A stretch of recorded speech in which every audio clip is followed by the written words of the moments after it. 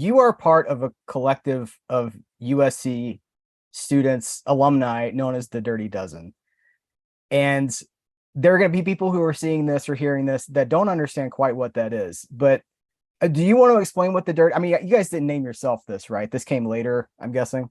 Yeah, the Dirty Dozen was a movie that by Robert Aldrich about World War II, I guess.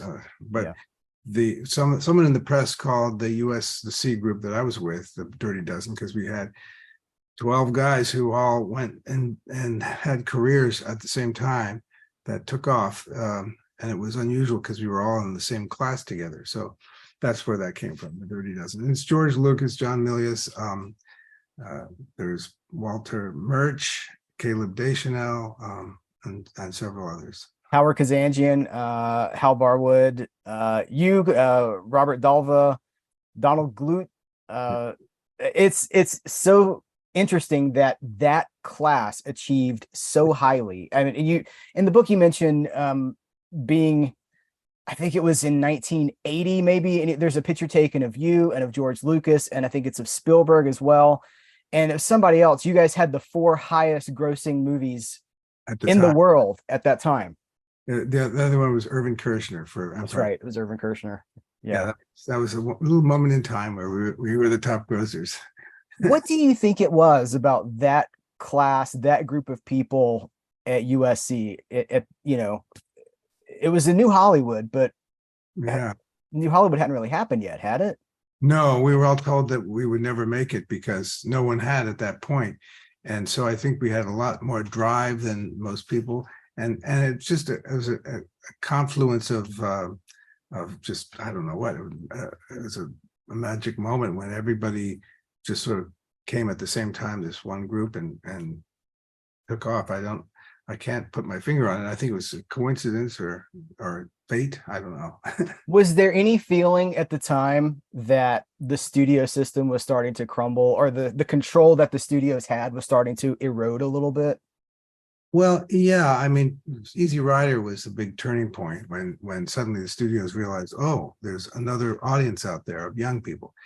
And I can remember being an extra on the Warner Brothers lot and seeing a big crane pulling up a sign that said Jack Warner, congratulations. It was when he was leaving the studio, and I thought, this is a turning point. This is the end of an era, because here was Jack Warner, the last of the big time hot shots that ran studios, was leaving Warner Brothers, and where was it? Who was going to take over? There was nobody who had a personality big enough to even be noticed.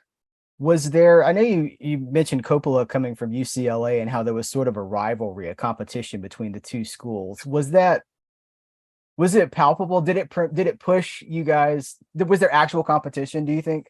I think so. We would come to their screenings of their student films, and they'd come to ours, and we would always sort of put down theirs and they would put down ours. And it was kind of like a friendly competition. And but of course the schools had football competitions that were really, really tough, but the film school competitions were more kind of fun and snarky. Yeah. Well, I know at the time too, you lived with George Lucas, which I think is going to blow some people's minds, because he's become a mythological figure, partly because he's so private and so shy, I guess. But you lived with him. I'm sure you have some stories. Well, I do. I just don't know whether I'm going to put them in the book, next book or not. But no, George, I rented a room from George. He had a little house up in Benedict Canyon, I think. Yes, Benedict Canyon. And I rented the bottom half of the house. And we helped each other. He was shot my first student project, and I was an actor in his first student project. So we started out together. And I was always a big fan of Walt Disney, and then I ended up rooming with the next Walt Disney, which is, I never thought that would happen. I thought George would become a production designer because he was so shy. I didn't think he would be a director.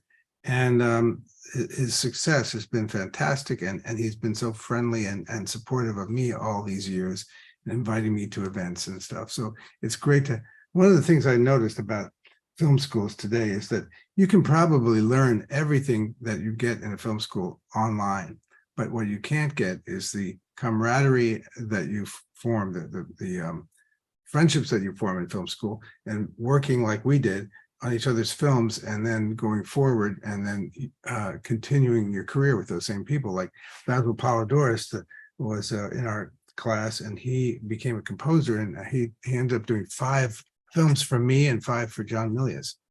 So this is all from just having that experience of working together as students. There is a network, I guess, of Trojans, that's what they're called, a network of Trojans, who help each other in the movie business. And a lot of times, if there's a choice between hiring someone from USC or not, they go with USC.